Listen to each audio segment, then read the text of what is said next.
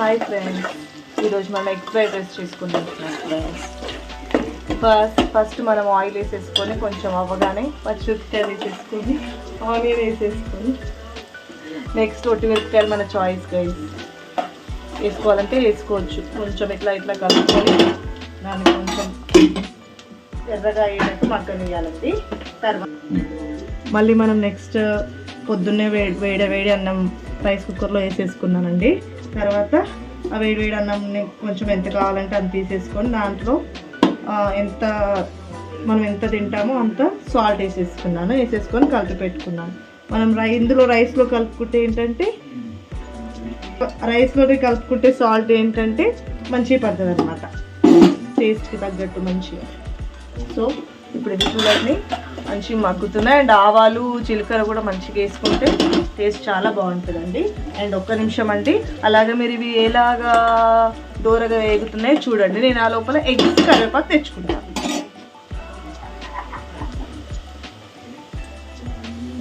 ఇప్పుడు ఇది only just ఈ రైస్ దేనికంటే ఓన్లీ 2 మెంబర్స్కి సరిపడే అంత.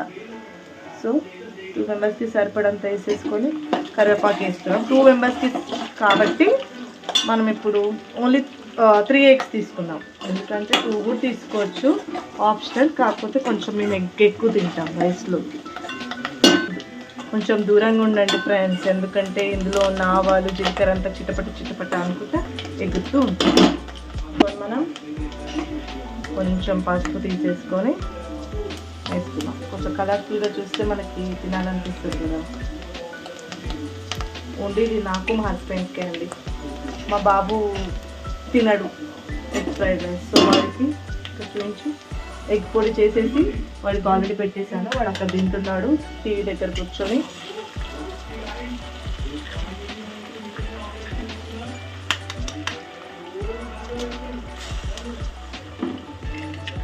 ఏమనుకోకండి గైస్, నాకు కొంచెం ఎగ్ కొట్టడం రాదు. ఓకే, కొంచెం ఫుల్ పెట్టుకుందాం. చూసారా ఇక్కడ ఎలాగ కాలిందో. మార్నింగ్ గుంట పొంగనాలు చూస్తుంటే ఇక్కడ కాలింది ఫ్రెండ్స్. చూసారా, ఇది కొంచెం ఇట్లాగా పచ్చి అంత వెళ్ళేంత వరకు కొంచెం సిమ్లో పెట్టేసుకొని అనేసుకొని. సో ఇది మొత్తం పీసెస్ అవ్వాలి కాబట్టి మనం ఇలాగా స్మాష్ చేసేసుకున్నాం మొత్తం.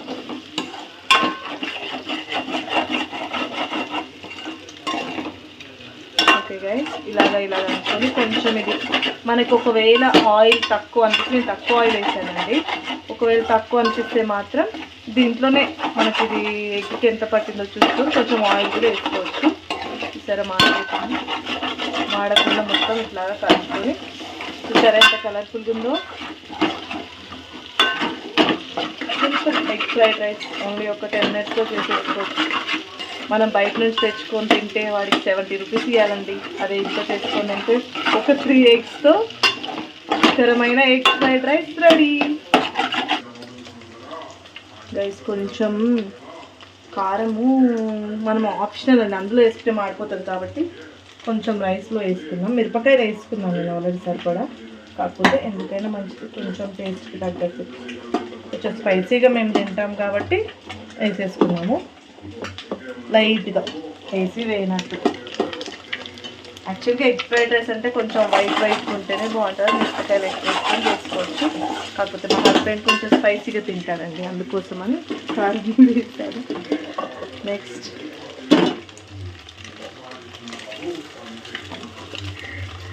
ఈ రైస్ అంతా ఇలా వేసేసుకొని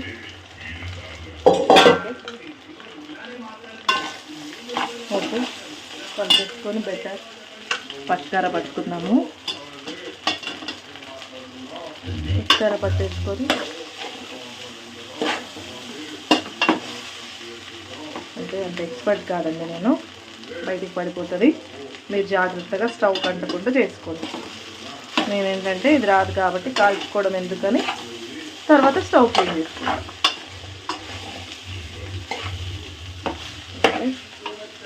చూసారా ఎగ్ ఎంత బాగా కలిపేసుకోండి.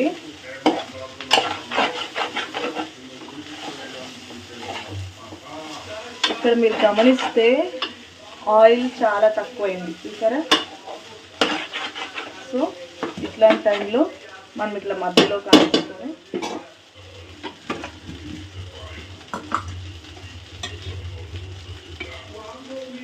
ఓకే కొంచెం ఆయిల్ పోసేసుకుంటాం. తక్కువ తింటమే బెటర్, అంటే కొంచెం వేసుకుంటాం, ఎప్పుడోసారి తింటాం కదా.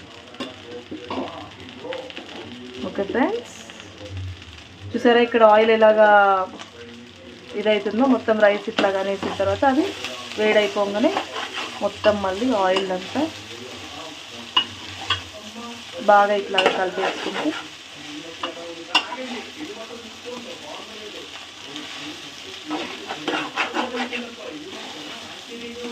చూసారా పొట్టి మిరపకాయలు వేస్తే ఎట్లా కలర్ఫుల్గా కనిపిస్తుందో చూడండి. చూస్తే తినాలనిపించారు కదా.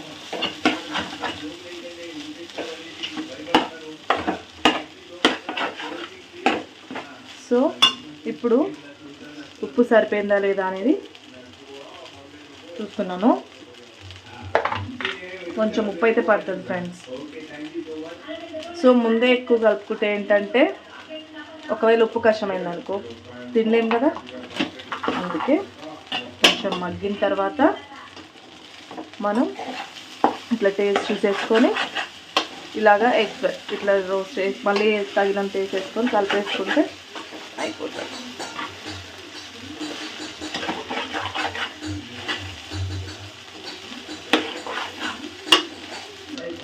ఫ్రెండ్స్ చూసారా ఇప్పుడు నేను పైనంగా కారం జల్లుకున్నాను, ఎందుకంటే కొంచెం టేస్ట్ చేసి చూసాను, చెప్పాను కదా సాల్ట్ వేసుకున్నానని. కానీ మా హస్బెండ్ తిని చూసి ఇంకా స్పైసీ కావాలన్నారు. సో ఇంకొంచెం కారం వేసుకున్నాను.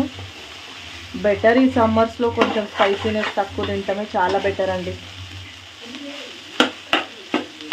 కానీ మన తెలంగాణ వాళ్ళకి కారం లేనిది గడవదు కదా, కారం లేని ముద్ద దిగదు. అందుకోసమని యాక్చువల్గా సండే రోజు నాన్ వెజ్ లేని కూడా ముద్ద దిగదు. చికెన్ స్కిప్ చేసాము, అట్లీస్ట్ ఎగ్గుతో అన్న చేసుకున్నాం ఫ్రెండ్స్. అది అలాగా మగ్గుతూ ఉన్నప్పుడు చూసారా ఫ్రెండ్స్ ఇక్కడ ఆల్రెడీ చూసారా ఫ్రెండ్స్ కరివేపాకు కింద పడేసాము. ఇట్లాంటివి చాలా కామన్.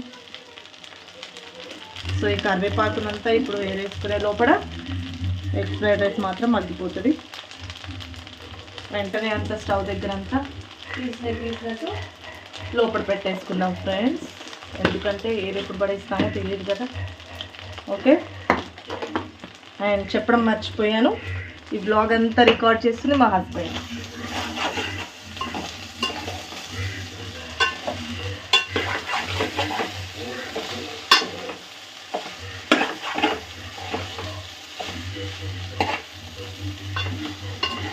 చూసారా ఇంత బాగా రోస్ట్ అవుతుందో. కొంచెం సిమ్లో పెట్టేసుకుంటే ఇంకా బాగా రోస్ట్ అవుతుంది. ఇప్పుడు కొంచెం ఏం చేస్తాను, చాలా బాగుంది. ఓకే ఇంకా చేసుకున్నాం.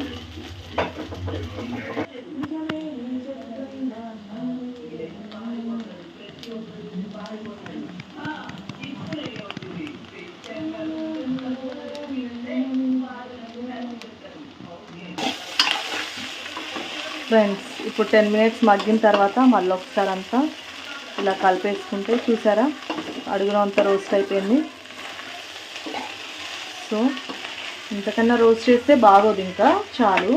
సో ఇప్పుడు స్టవ్ ఆఫ్ చేసేసుకొని